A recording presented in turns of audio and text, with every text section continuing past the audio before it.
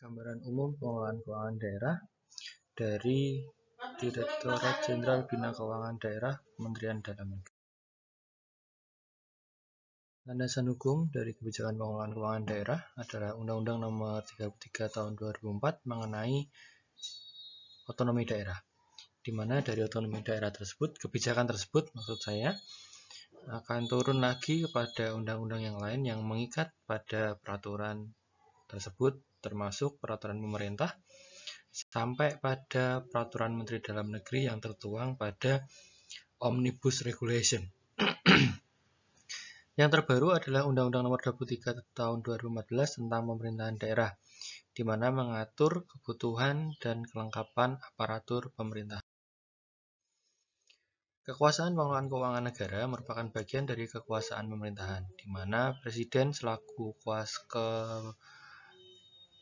kepala pemerintahan memegang penuh aturan pengeluaran keuangan daerah, di mana menyerahkan sebagai bagian dari desentralisasi kepada pemerintah daerah, di mana apabila provinsi dipimpin oleh gubernur dan kabupaten dipimpin oleh bupati, sedangkan kota madya dipimpin oleh wali kota. Dari kebijakan desentralisasi tersebut, gubernur dan bupati wali kota memiliki otoritas dan tanggung jawab atas pengelolaan keuangan. Dari Undang-Undang Nomor 23 Tahun 2014 dibagi menjadi dua, ada urusan pemerintahan pusat dan ada urusan pemerintahan daerah. Pemerintahan pusat di mana aturan absolut terdiri dari beberapa kebijakan atau beberapa urusan, di antaranya ada politik luar negeri, pertahanan, keamanan, justisi, moneter dan fiskal nasional, dan agama. Dari 6 aturan urusan tersebut menjadi kewenangan dari pemerintah pusat, di mana kebijakan-kebijakannya tertuang pada kebijakan pemerintah pusat. Sedangkan untuk pemerintah daerah ada urusan konkuren, di mana ada urusan wajib dan urusan pilihan, dibagi berdasarkan kriteria eksternalitas, akuntabilitas, dan efisiensi sesuai dengan karakter dan budaya dari daerah tersebut masing-masing. Untuk yang konkuren wajib, ada pelayanan dasar dan ada non-pelayanan dasar. Urusan pemerintah konkuren, di mana pemerintah daerah memiliki kewajiban-kewajiban atau yang harus dilakukan oleh pemerintah daerah meliputi pelayanan dasar berkaitan dengan pendidikan, kesehatan, pekerjaan umum, penata ruang, perumahan rakyat, ketentraman, dan sampai pada masalah sosial. Wajib dilakukan, kenapa? Karena merupakan kebutuhan pokok dari masyarakat. Sedangkan yang tidak berkaitan dengan pelayanan dasar terdiri dari 18 urusan, mulai dari tenaga kerja, pemberdayaan perempuan, pangan, pertanahan, dan lain sebagainya, sampai pada urusan kebudayaan, perpustakaan, dan kearsipan. Ada juga urusan pemerintah daerah, urusan pilihan, terdiri dari 8 urusan, yaitu kelautan, perikanan, pariwisata, pertanian, sampai pada urusan transmigrasi. Ini didasarkan pada kebutuhan yang ada pada daerah masing-masing. Apabila daerah itu tidak memiliki unsur laut, tidak perlu membuat urusan kelautan. Misalkan tidak perlu membuat SKPD Dinas Kelautan, karena tidak memiliki unsur laut di dalam daerah tersebut. Pendanaan penyelenggaraan urusan pemerintah daerah berdasarkan pasal 282 Undang-Undang Nomor 23 Tahun 2014, penyelenggaraan urusan pemerintahan yang menjadi kewenangan daerah didanai dari dan atas beban APBD. Apa itu APBD? APBD adalah anggaran pendapatan dan belanja daerah, di mana kewenangan penuh ada pada pemerintah daerah. Pemerintah daerah meliputi kepala daerah dan SKPD yang lain.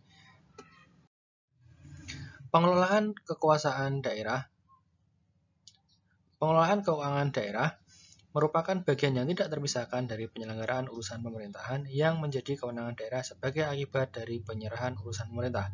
Karena tadi akibat dari desentralisasi, maka urusan pemerintah pusat yang harus diselesaikan oleh pemerintah daerah dituangkan dalam APBD.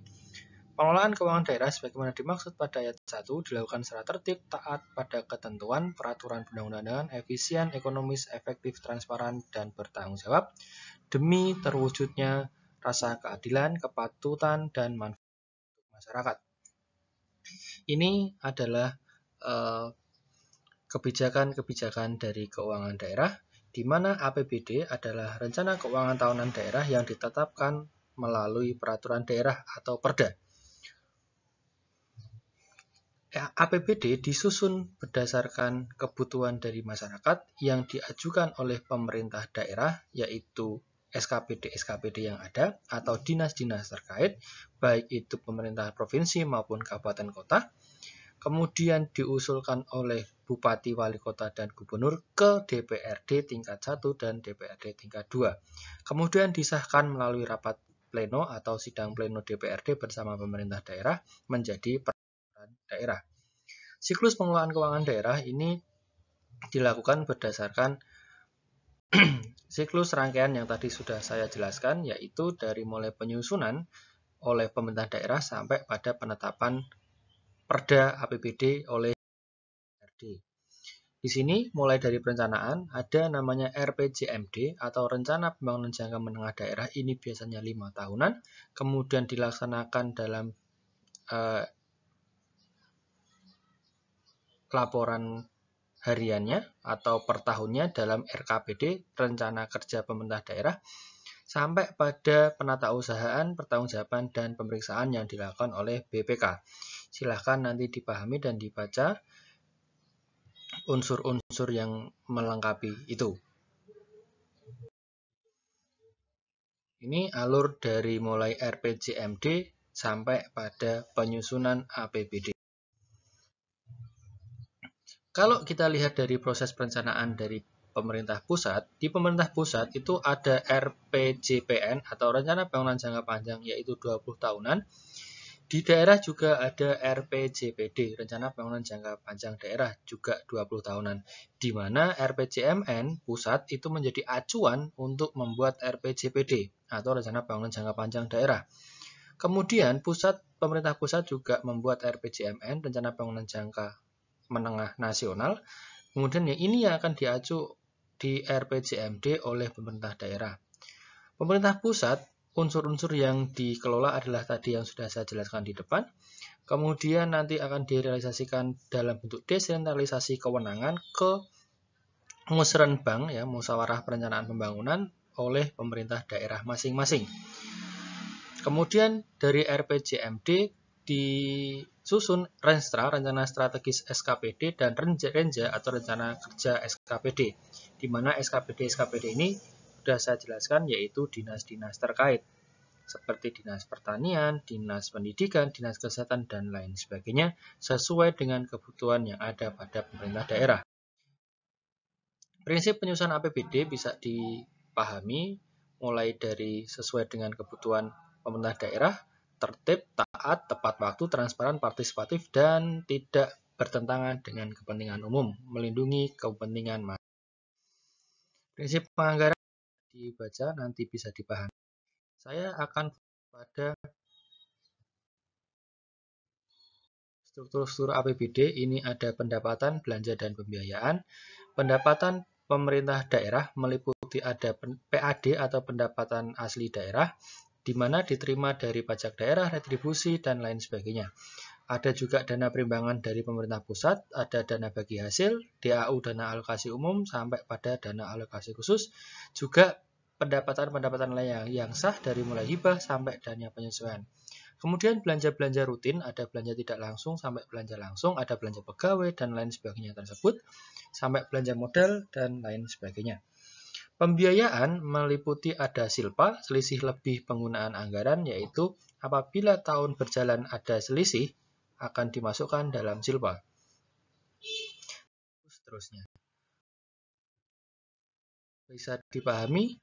Kemudian materi selanjutnya di kebijakan pengelolaan keuangan daerah. Untuk